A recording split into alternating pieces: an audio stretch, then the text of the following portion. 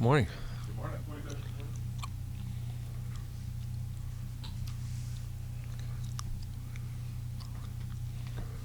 Then you got about 30 seconds.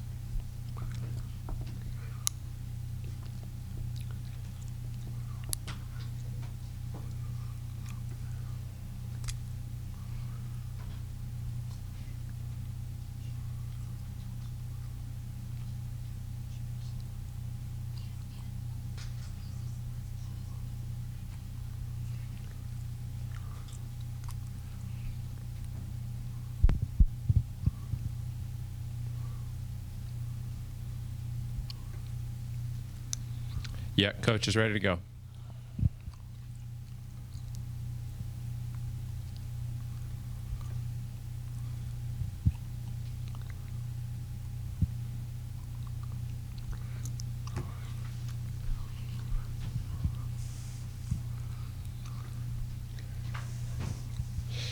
And the coach is here, ready to go. Conference opener Saturday, 4 o'clock in Colorado Springs against the Air Force Falcons. Coach, what good happened over the bye week? What has you enthused about going into Colorado Springs this week? Well, I had a good couple weeks of practice last week. Had an opportunity to get a little jump start on Air Force. Unconventional for sure with the option. Great football team in all areas. Defense, I know their offense gets a lot of notoriety and well-deserved, leading the conference in rushing and very potent offense. But their defense is in the top 3 in most defensive categories in our conference as well. So very sound football team. And so it was nice to get a jump on them last week. Is your team any healthier going into this one? And have a chance to lick some wounds? You get anybody back for Saturday? Well, we tried to. You know, it's really day to day on some guys, and so you know, we'll see as it gets closer to game time who's available to play, and you know, but it's a process. Sometimes when these guys get injured, it's a process. Some of them obviously are out for the year, but you also get the nicks and bruises and some of the injuries that hold you out for a few weeks as well. Anything you can update with regard to Netane Muti and when we might see him back out there? Same thing. He's day to day to see, you know, how he responds, and so there's numerous guys on the team that are in that category of day to day. And what would you say are the pluses and minuses of starting conference play this late? Everybody else in the league has already played at least one Mountain West game, and you guys haven't. Are there some advantages and disadvantages to that? I don't know if there is really. You know, they're all conference games from here on out. You know, so it's kind of a brand new season for us. But I'm not sure that there's really an advantage to that or a disadvantage to that. You know, you try to take one game at a time. Every game is going to bring something different, be it offensively or defensively, what the challenges are. And, you know, it's no different in our conference. Our conference is as diverse as it can get, really, starting with the option this week. The option, the altitude, and a pretty experienced Air Force team. Looking at their depth chart, a lot of seniors and juniors. What have you noticed about their execution in the film you've watched? Well, all 22 starters of theirs are juniors or seniors. So they're a very experienced group. They play like it. They're very poised. They're very disciplined in what they do. They execute very, very well. And, you know, when you have an experienced group who've been playing together for a long time in their schemes, they do a great job. And they're very well coached. And so a lot of challenges going there for sure. You know, the altitude, I'm not so sure. I mean, that's something that you have to be aware of. But it can be a hostile place to play. It can be very loud there. Great college football environment. But they're a great football team. And you said it's kind of like a second season or a new season. If this is a fresh start, especially coming off the bye week, what is the tone that you want to see set by your team early in this game? What are you watching for from your guys? Well, like any other game, you know, that we execute, and it's going to be a 4-quarter game, and we have to execute, we have to tackle, we have to do all the little things, you know, as in any game. And So that's what you're looking to do. And I was really pleased yesterday. We came back off a couple days off with good energy yesterday at practice, and looking forward to tomorrow to resume and getting back at it. So it's a great challenge for us. Other questions for Coach?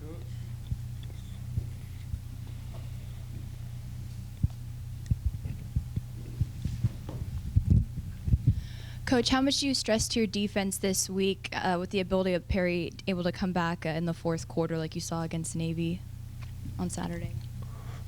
Like to close out the games in the second half? Yeah, you can never go to sleep against Air Force. I mean, we played them before. We had big leads and they came back, and so you have to play every play. They're explosive. They're not one-dimensional by any means, even though they do lead with the run game. They can definitely throw the football, and so they can be explosive. And they lost a tough one last week. I thought it was going to be really hard for Navy to come back in the last couple minutes like they did, but I thought Air Force did a great job of regaining the lead, and so they're explosive. They're like I said, they want to run the football and they do a great job with it, but the quarterback he's also gifted enough to throw the football, and they have some weapons outside that can beat you. Coach, is the prep for this game somewhat unusual, not just seeing Air Force, but having not seen them the last 2 years due to the conference setup? Is it a different look for your staff for this one? For sure. Yeah. We really haven't played – we played diverse teams before, but we really haven't faced the option like we're facing this week. And, so it always brings a challenge, and one of the biggest challenges with it is trying to simulate it in practice. Most other teams that you play, you can do a pretty decent job of simulating what they do, but with the precision and the timing and all that goes into the option and how diverse they are, it's pretty difficult to simulate it. So we're doing our best to put guys in a position to be able to simulate what they do. Because of the extreme differences, is there any time in spring or fall to install anything that you might be using for this game? Yeah. We took a practice or two and went over a couple things a long time ago, but that's a long time ago, So even though we did something back then, it really is new to the kids now, because we've faced other teams so far that do different things, and so now it's turning your attention to this and trying to prepare your best for all the different things that they do. Obviously, they know what they're doing with it. They're very effective with what they do, and they have really good players in positions to make plays. So they're a great football team. Huge challenge. Do you think you would have had to have dedicated any more of that time earlier on if it weren't for this bye week that you got to use for Air Force? Could have been, but we knew kind of going in that we had a bye week, and so we got a little bit of a jump on them last week, and so that helped. But then when you give the kids a couple days off, you have to go back and refresh everything again. So that's what we tried to get done yesterday. But again, like I said, it's as much for the show teams as trying to simulate what they do. And so I think the more practice, I think that's what helped them last week, was to try to emulate them the best we could, and we're going to continue to do that this week and give our defense a good look. Noticing on the depth chart, Amori Edwards listed as the starter for this one after his game against Mexico State. How convenient was that timing for him to step in as Chris Coleman had to move to defense? Yeah, it was nice to get him back. It may say that as far as being a starter there, but anybody can start at that position. So, I wouldn't put too much into that. But we have a group of guys there that are all kind of trading off, Glaspie as well. And, so we try to trade those guys out as much as possible. But it was nice to get Amori back, no doubt about it. Hitting that 4-game mark, were there any of those discussions about the redshirt rule over the bye week as well? Yeah, there always is. Not everyone has played in all 4 games so far, so a lot of guys are still available to do that if need be. But it's something we look at every single week.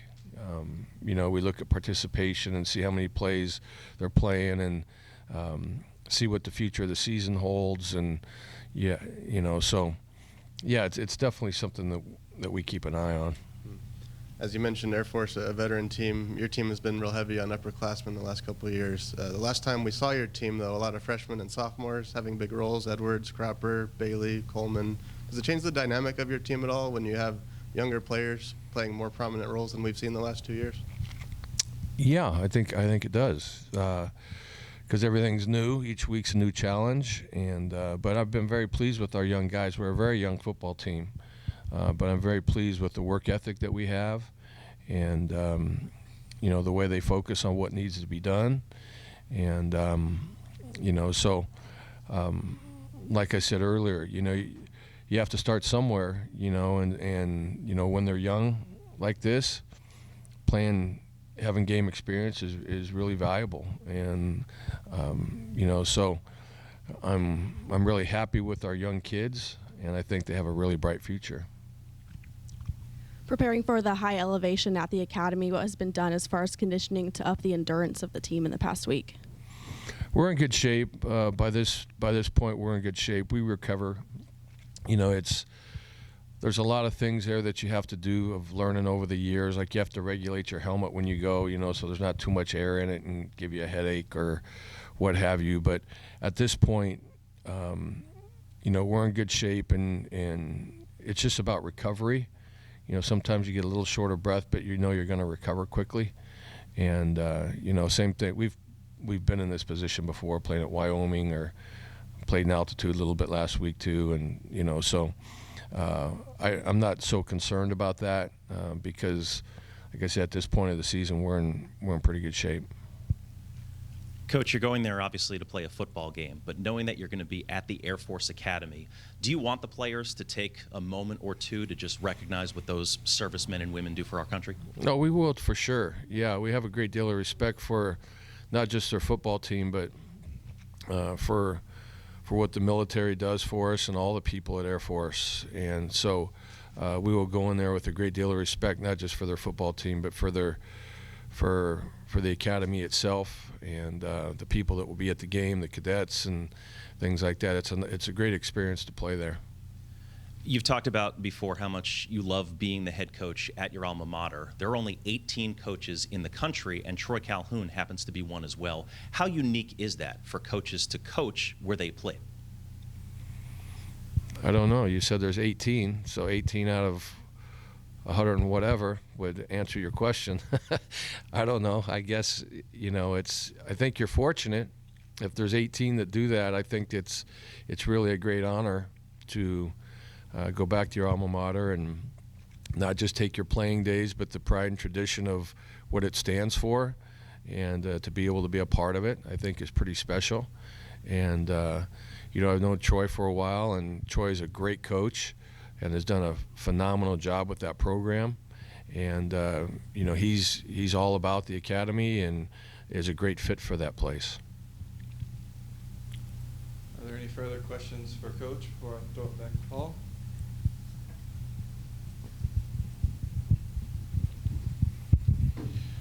You mentioned what it's like to play there at the academy.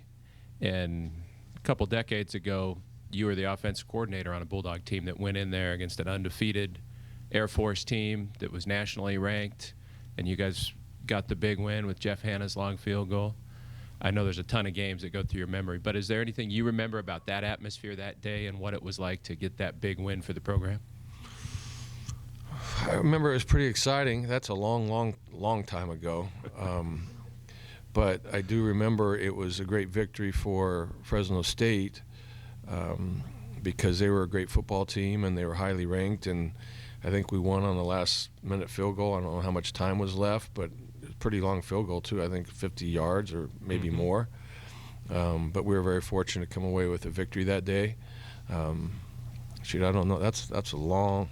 You're going back a long way now, But you go in there, it's a tough place to play, and they're a really good football team, and you have to play your best to have a chance to be successful there. Is there something you're looking for in the run game that you haven't seen yet? No, I think every week brings a different challenge. You know, if you look at their defense, you know, as far as rushing defense, they're in the top 4. So, you know, they only give up 117 yards a game, 3.4 yards a carry. So they're very stout, you know, and so you just really want to manage.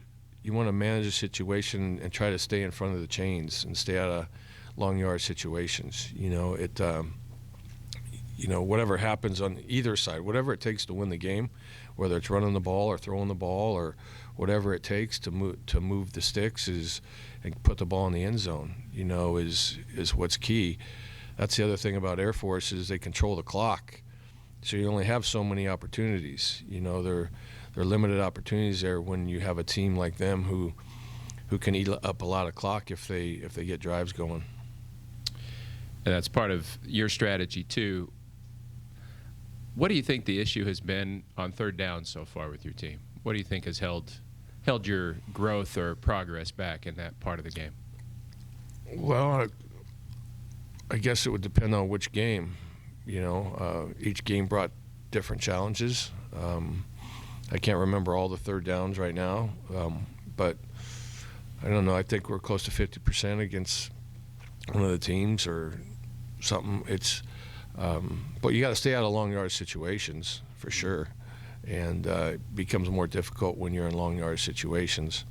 But a couple places we need to improve is third down and then red zone scoring. You know, where we've settled for a lot of field goal attempts, and you know, obviously against good football teams, you need to punch it in the end zone. You've settled for a lot of field goals, but your kicker got back on track this last game, and that's what you told us. You said you weren't worried about the situation after the Sac State game. You expected him to bounce back. How good did it feel to see that happen and to see that part of the game executed the way it was? Yeah, it was great for him. And like I said then, you know, he's a very good kicker. He had all the ball solid the game that he missed 3 field goals. He just a little bit wide right, you know, so you go back and you clean up some things and you look at fundamentals and technique, and it could be just, you know, just an inch or two of foot placement or something like that makes a big difference in a kicker. And so it was nice to see him bounce back and regain his confidence. You talked about Chris Coleman going over to the defensive side of the ball and keeping a little offense in his repertoire too. Another thing we saw more in that New Mexico State game was Michael Walker back up front and Lavelle Bailey stepping in the linebacking core. Is that something that you guys go back and forth on, trying to figure out where's the best spot for Michael on that defense because of the domino effect of who steps in if he moves somewhere else? Yeah, you always have to look at kind of where the depth is by position, trying to put your players in a position to be successful. You know, so he plays a lot of different positions. You know, he didn't exclusively move to a certain position. You know, he can play Mike, he can play defensive line, he can do different things. So you try to move him around and put him in a position to be successful.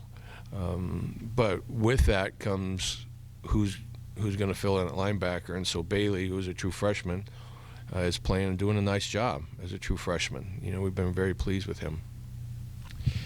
And does that get complicated by what you mentioned earlier, the diversity of this conference and what you're up against? I mean, for instance, this week with the offense that you have to face, I'm guessing that's not the same challenge your defense faces for 11 other weeks. And even by that position breakdown, it changes things. It does, yeah. Yeah, so, I mean, each week as a coach or a coaching staff, you try to, okay, who are we playing and what personnel are we best equipped with to try to slow down or stop the opponent. And so sometimes that means position changes, sometimes it doesn't. And so it really just depends who you're playing. And since this is the conference opener and you're the last team to start conference play, you're aware of what the other teams in the Mountain West have done so far. When it comes to your division and the conference as a whole, what's impressed you so far about the other teams in the conference and what you're going to be up against these next 8 weeks? I really haven't looked into how far. You know, I know we have a very competitive conference, and each week is very challenging.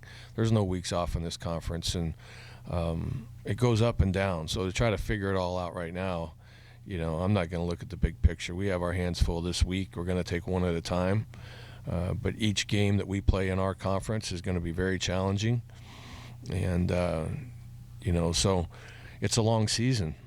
And, you got to take them one at a time. And like we talked about earlier, each team's they bring different challenges. It's a very diverse conference. And so, we have our hands full right now. I really have not looked at the big picture of what's down the line.